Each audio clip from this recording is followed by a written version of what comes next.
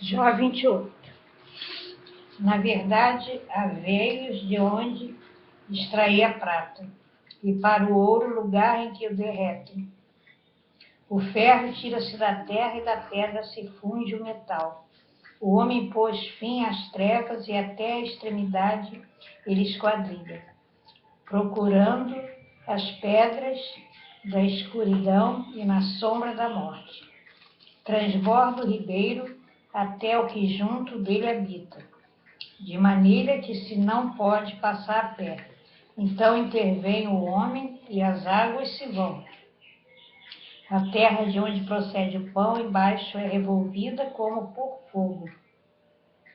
E as suas pedras são o lugar da safira e tem pós de ouro. Esta vereda a ignora a ave de rapina, e não a viram os olhos da gralha.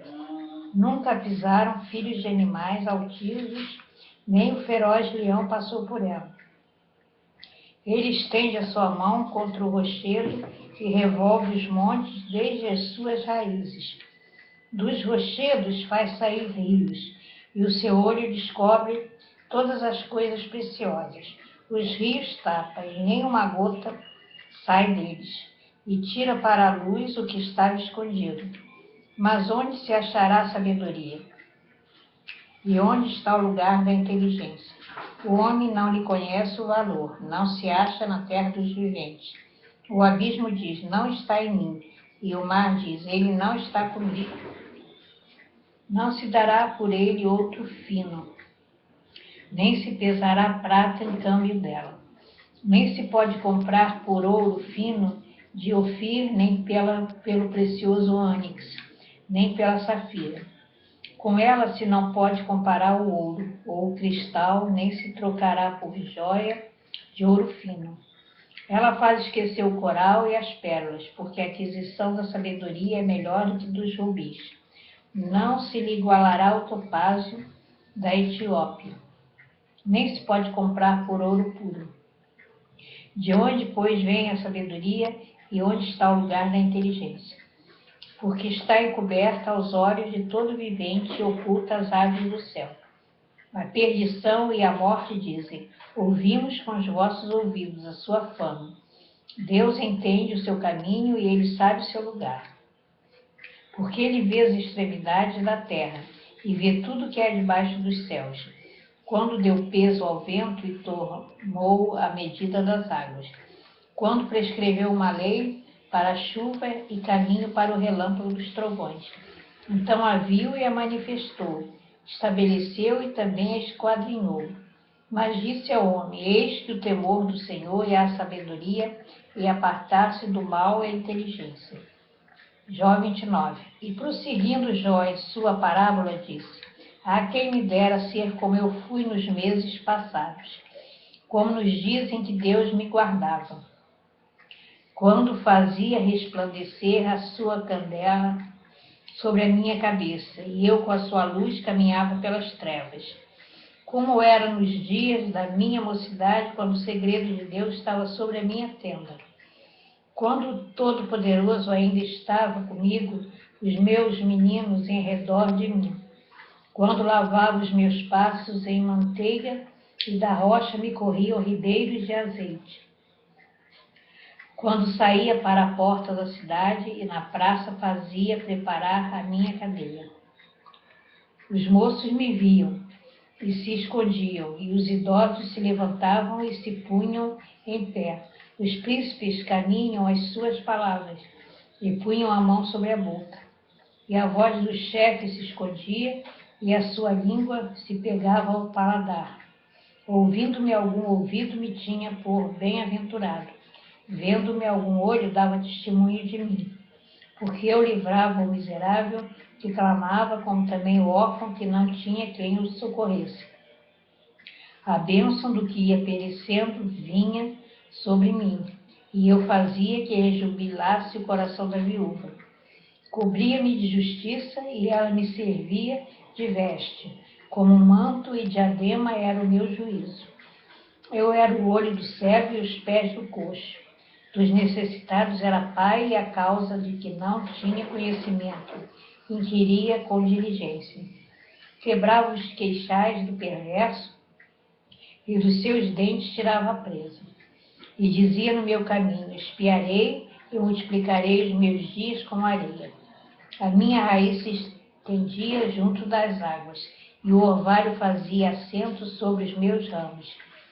A minha honra se renovava em mim, e o meu arco se reforçava na minha mão.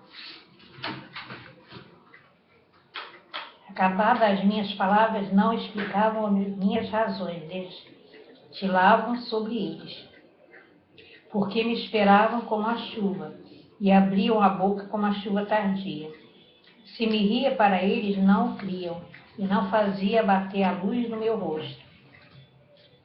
Se eu encolhia o seu caminho, assentava-me como chefe e habitava como rei entre as suas tropas, como aquele que consola os que pranteiam.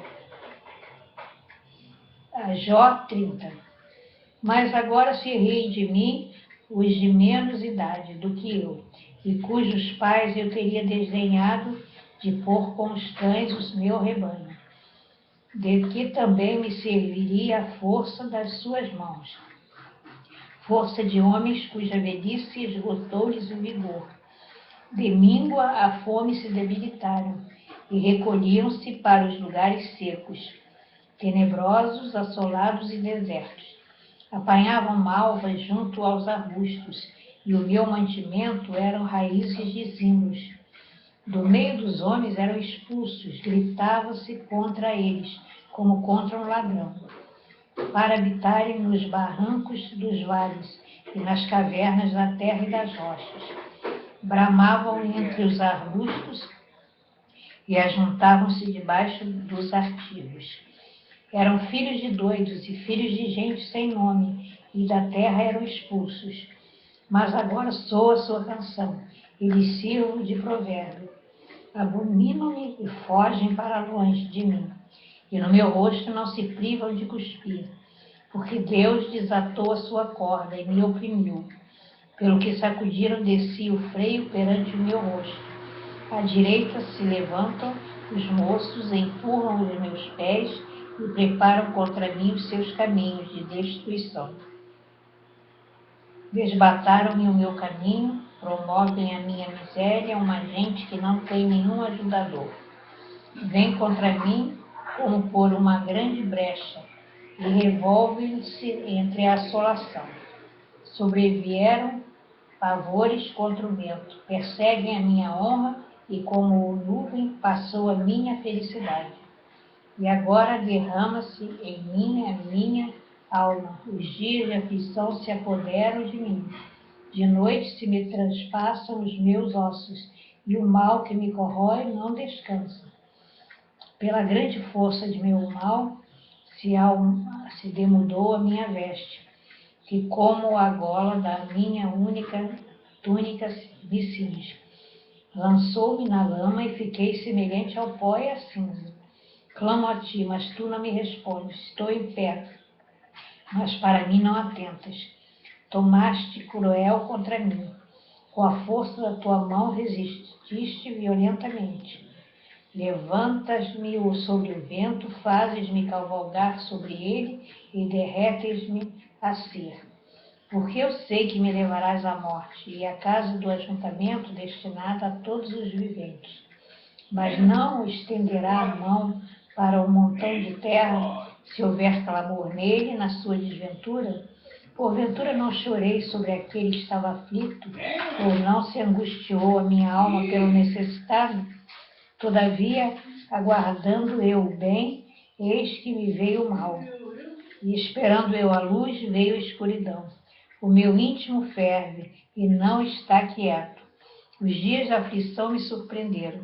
Denegrido ainda, mas não do sol. Levantando-me na congregação, clamo por socorro.